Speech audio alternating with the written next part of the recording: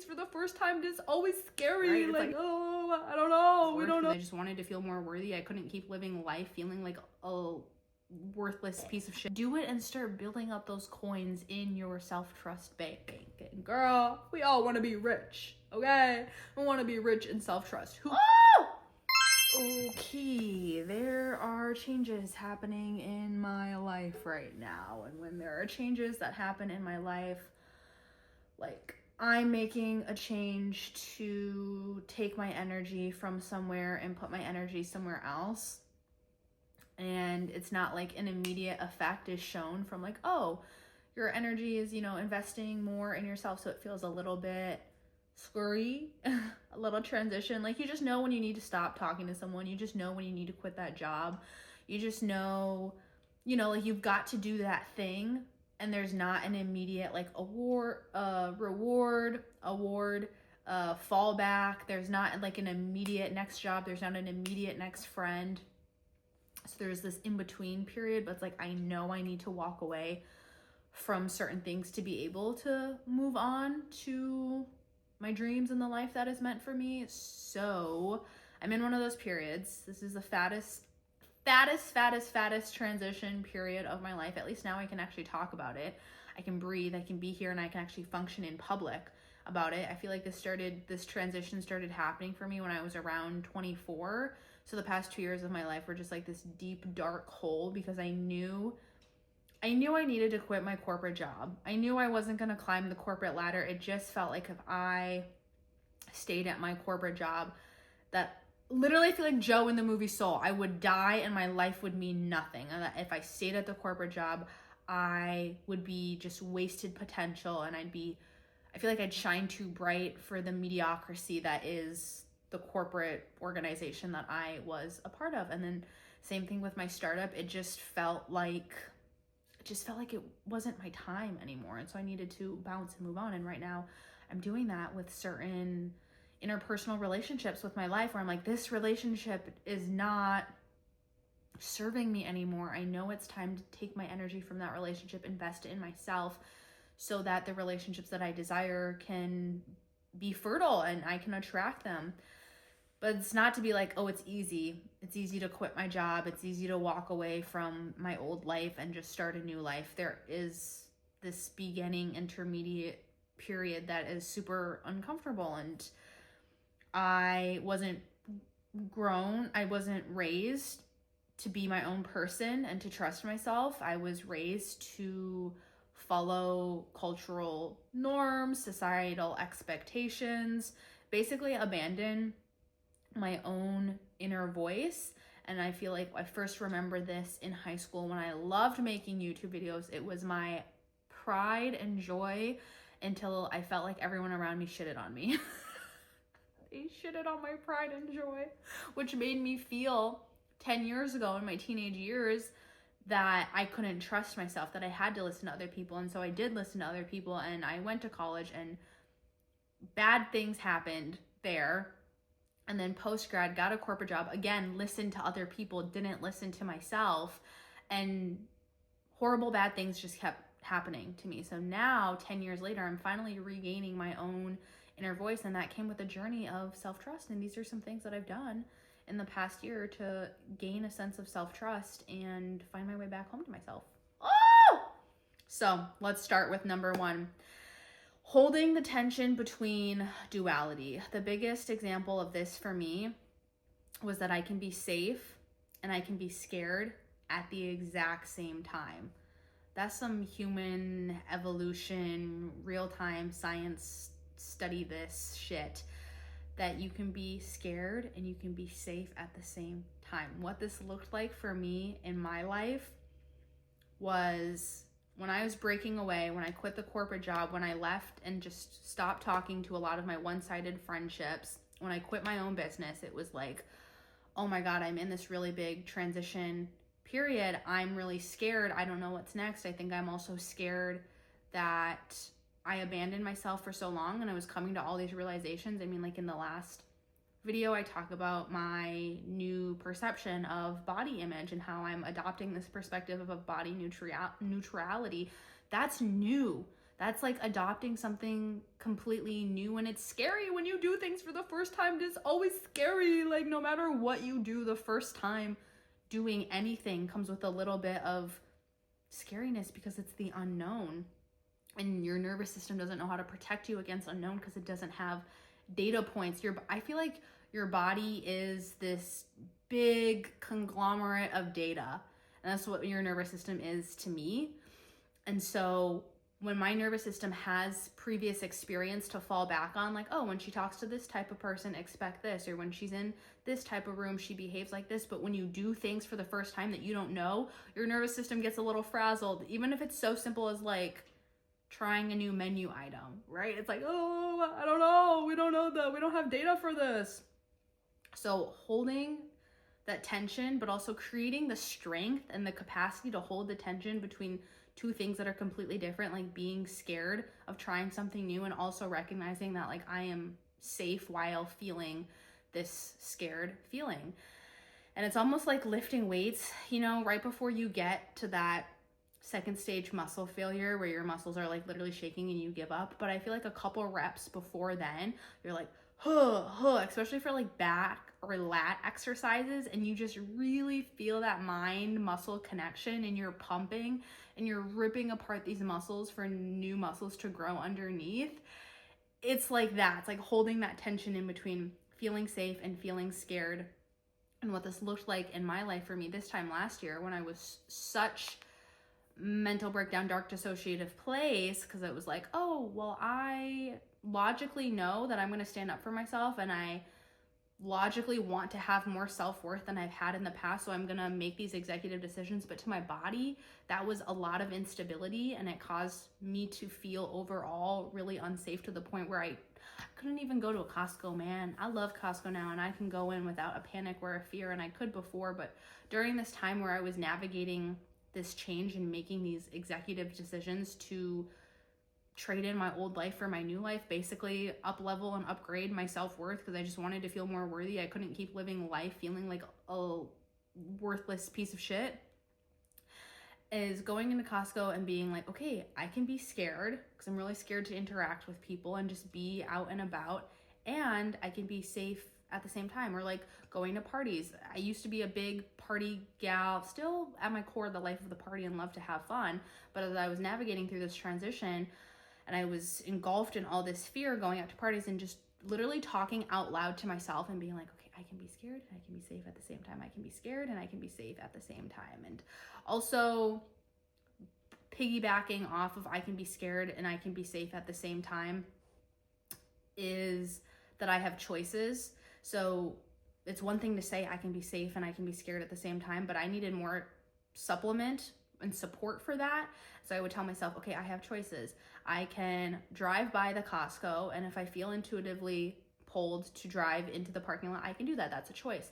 I can sit in the parking lot for 15 minutes and decide whether or not I'm going to go in. That's a choice. I can always walk in to the Costco, scan the little membership card, and walk back out. Choice. And just constantly reminding myself, I have choices. I have choices. Same thing with social interactions, going to parties. I have a choice. I can go to a party and stay for 5 minutes and leave. I can go to a party and talk to one person and mid-conversation just leave. Having that, what people are referring to as having free will, is having choices. You get to make around 30,000 choices every single day, some subconscious, some conscious. You make a choice every 2 seconds. And so reminding yourself that you have choices, that you have free will, and at any time you can make a choice 2 minutes ago, and 2 minutes later you can change your mind. And that's your free will. Those are your choices. That's you standing in your power and trusting that you can make good choices for yourself, and holding that duality of emotions. I can be scared and I can be safe at the same time was a really big one for me. Another really big one for me was I can be disappointed and I can be grateful. I can be disappointed that I didn't last as long as I wanted to for my trip, but I can be grateful that I even got on the plane to go on the trip in the first place. I can be really disappointed in some relationships and how people are showing up, and I can be really grateful at the same time that they're showing me who they really are so that I can move accordingly and move more clearly. So that duality and holding the tension between differing emotions and having choices, that was a really big thing that helped me hone in on some of my self-trust. The next one that I wrote down was taking daily deep breaths, like breathing in for 6, breathing out for 6. Let's just do this together. Ready? I guess I could say it out loud and breathe out for 6. 6, 5, 4, 3, 2, 1. Don't you just feel like, But taking deep breaths first thing when I wake up, I try to do 3 deep breaths. Inhale for 6, exhale for 6.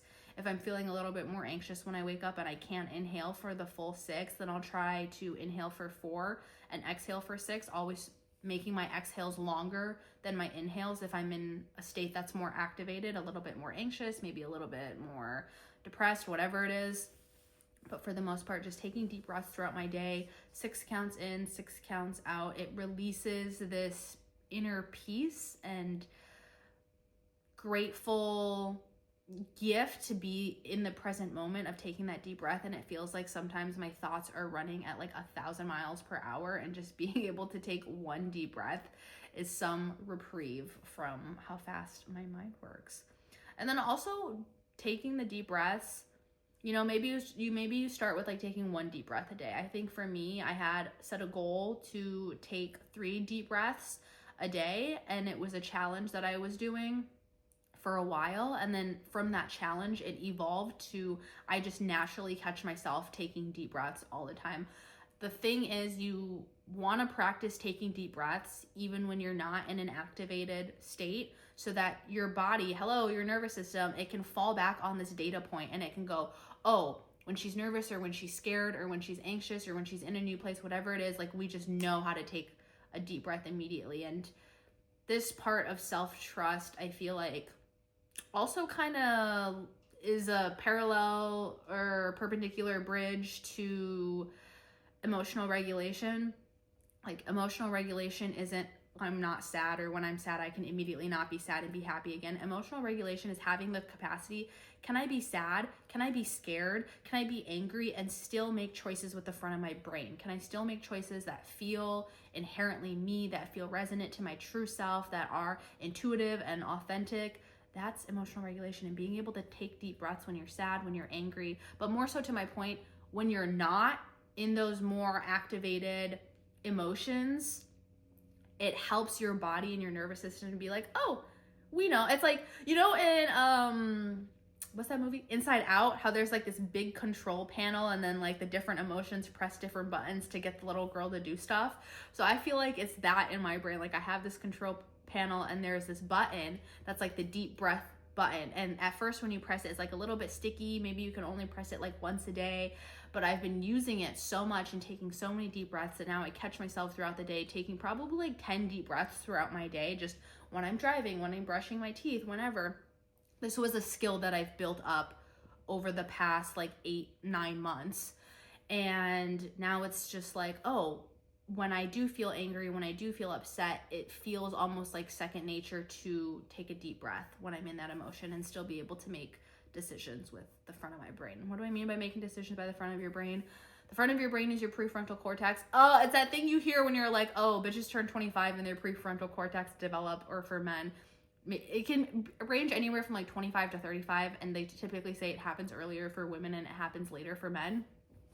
But it's this thing in the front of your brain that makes like critical decisions, that makes decisions when you feel safe. You know, when you're like in the shower and you're like, I could have said this and this and this in that argument. Well, if you start using the front of your brain, you can say what you want to say in the moment. And then the back of your brain is your limbic system, our reptilian brain, our lizard brain. As human evolution has gone on, our brain has like further developed, you know, like the Neanderthals or whatever were before them, and it was just like a little pea brain in the back, and then it's been like developing forward. But the back of your brain, when you feel scared, when you feel sad, that's your amygdala, and it just is like flashing and it's glaring, and it's like, we immediately need to get out of this situation. And so if you're in an argument and you're like, why didn't I say blah blah blah, it's because you were operating from the back of your brain. And taking deep breaths helps me go from the back of my brain, my amygdala, to the front of my brain using my prefrontal cortex. And you know, they were really onto something when they said when women turn 25, their prefrontal cortex develops. Because my shit, I feel like now I'm 26. I just turned 26 a couple months ago.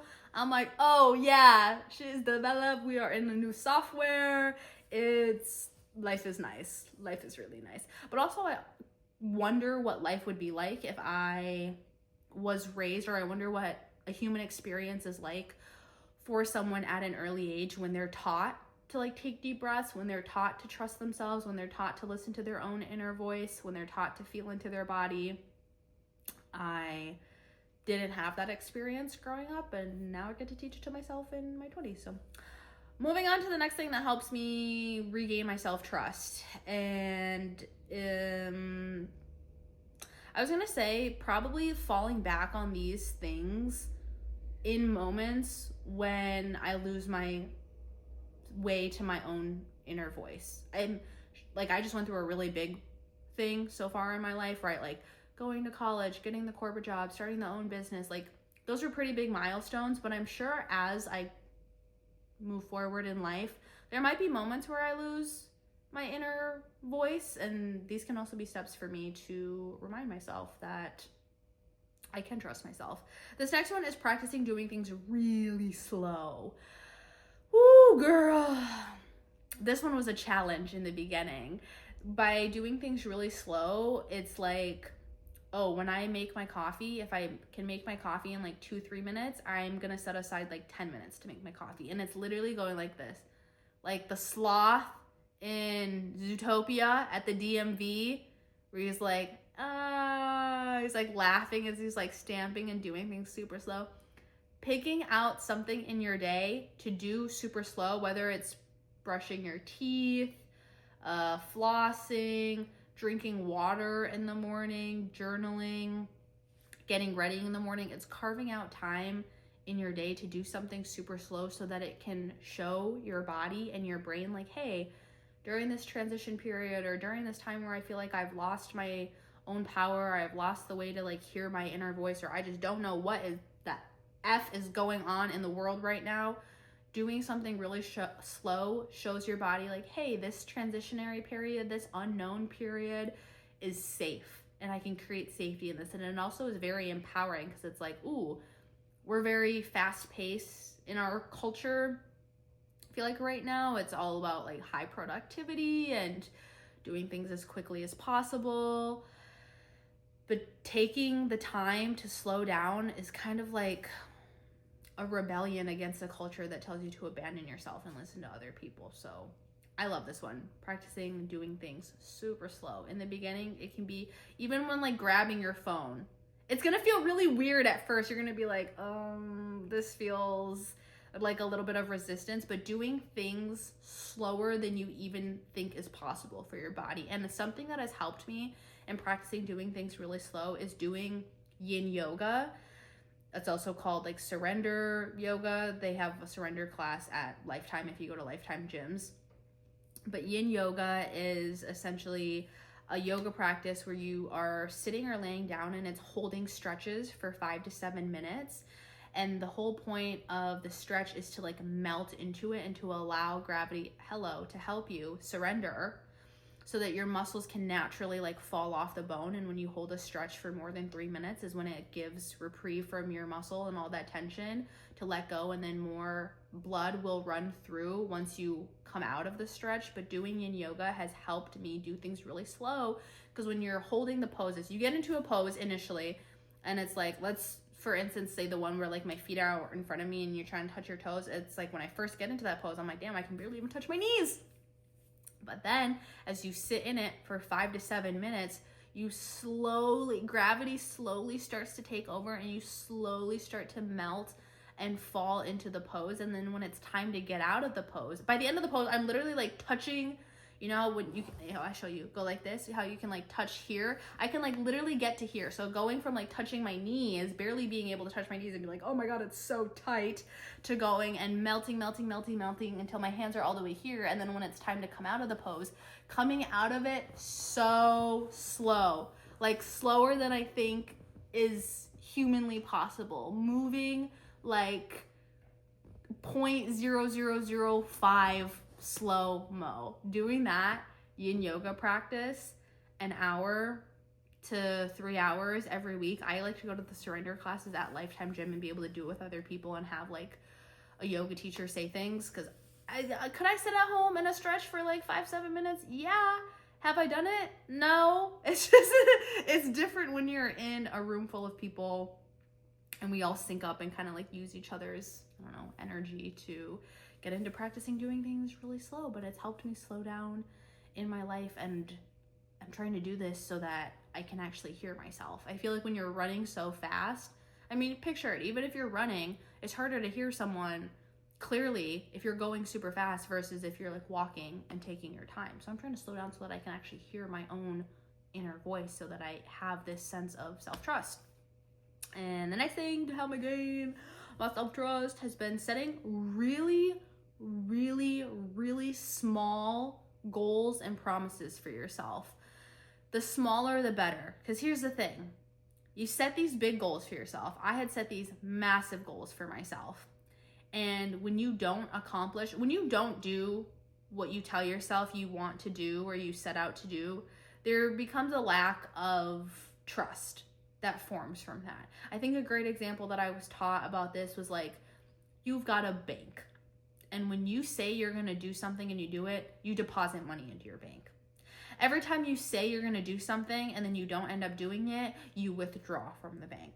So if you're constantly making huge goals for yourself, I'm going to walk 30K steps a day, I'm going to eat clean, I'm going to drink a gallon of water every day, and you are nowhere near doing that, and it's this huge jump from your point A to your desired goal. You say you want to do this goal and then you don't do it, that's withdrawing from your self-trust bank. And so when you set really, really small, teeny tiny goals, like I'll drink 1 cup of water today, I'll go on 1 walk today, you're depositing into your self-trust bank. And girl, we all want to be rich, okay? We want to be rich in self-trust. Who cares if you have $1 billion if you can't even trust yourself? Who cares if you have all the accolades, if you have the network, if you literally can't trust yourself? I feel like it doesn't matter what monetary, materialistic things come your way. If your dream life showed up in front of you and you still couldn't trust yourself, that would make for a pretty miserable experience. And so setting really small goals and promises for myself has helped me become rich again. I was poor in self-trust, and I deposited all these super small goals, super small promises, and now I'm rich in self-trust. And some of my promises to myself were like, I'm going to take 3 deep breaths a day. I'm going to do this yin yoga once a week. And I am just going to focus on eating more protein 1 time a day. Those were 3 goals that I set for myself, and doing this like challenge for a month and a half. And from that, I now take deep breaths like 10 times a day. I go to yin yoga. I do a yin yoga practice 2 to 3 times a week. And on top of that, I'm doing strength training up to 4 times a week. And choosing 1 meal to focus on protein has transpired to 2-3 meals. So setting really small, minuscule, you probably think like, drinking 1 glass of water, like that's so, that's not going to do anything for me. That's not my big goal. My big goal is I want to drink a gallon of water a day. Okay, but if you start with, I'm going to drink 1 cup of water a day, and you do that today or tomorrow, then it's like, boom, 1 deposit into the bank, and then next deposit the next day. And then you can compound, hello, time value of money. It compounds over time, and you exponentially get to have so much more self-trust from setting really small, really minute, small, minute goals. Something that I was told was set a goal so small that you think it's like insignificant.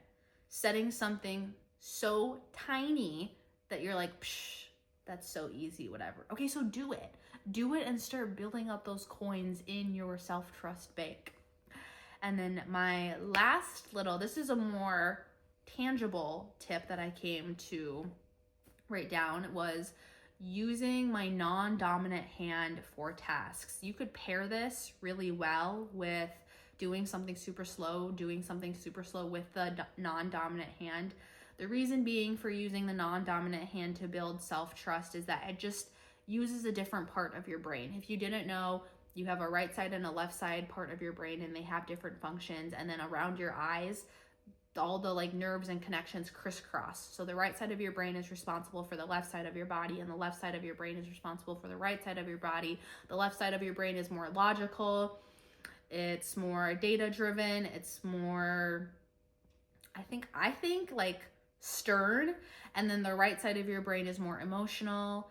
It's more fluid, and it is responsible for the left side of your body. And so I'm right hand dominant. So when I constantly do things with my right hand, I'm only using the left side of my brain, because the left side of my brain only controls the right side of my body. So when I choose to reach for my cup with my left hand, when I choose to vacuum with my left hand, when I choose to brush my teeth with my left hand, and I'm consciously choosing my non-dominant hand to do tasks in, it allows me to use the other side of my brain. And the more you keep doing things, the more you're gonna build the habit of reaching for that. So if I'm stuck in this rut where I'm stuck in a place where I feel like I can't hear myself, I can't trust myself, make a different choice. You've got 30,000 of them throughout the day. You've got to start making other choices. If you're not happy with where you are, if you feel like where you're stuck, and use a different part of your brain so some of the like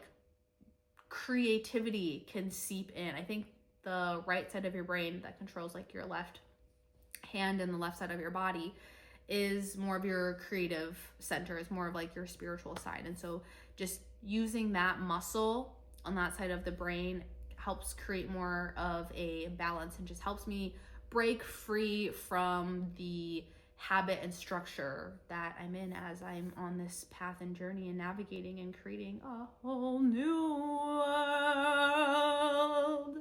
for myself where I trust myself. So, woo! I feel like that was a lot, girl. I have really been working on these skills for the past, it hasn't even been a full year yet. I think the end of this month is almost going to be a full year. And I can say this time last year, a bitch couldn't even go into Costco. Okay. She had trouble leaving her house and just interacting and doing day-to-day things like grocery shopping. Now, take out the picture drinking water, take out the picture eating, take out the picture talking to friends or family. Like that was all beyond myself this time last year. Now, a whole year later, after all these deposits I've made in my self-trust bank, I can travel again. I regularly talked to my friends and family. I can step up and make executive decisions again about who and which relationships are aligned with my capacity right now. Strength training again. Hello.